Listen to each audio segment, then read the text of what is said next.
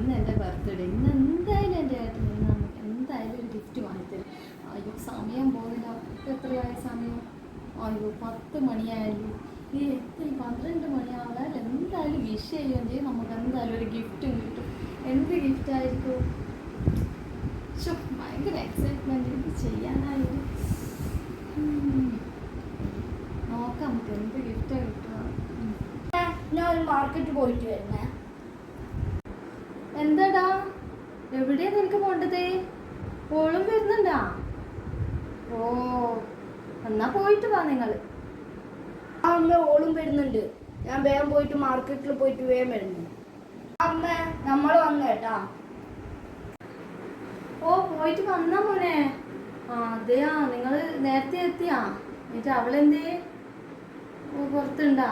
ആ പിന്നെ വേറെന്താന്നേ? ഭക്ഷണമെല്ലാം കഴിച്ചിട്ടാ വന്നേ.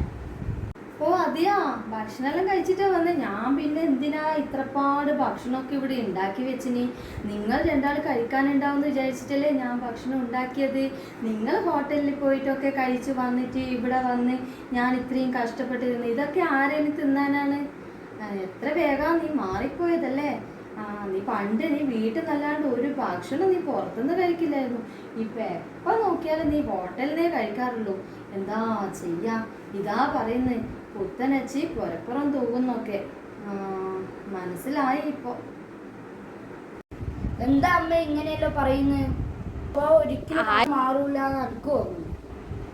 ഇത് എവിടെ എത്തൂ ദൈവമേ.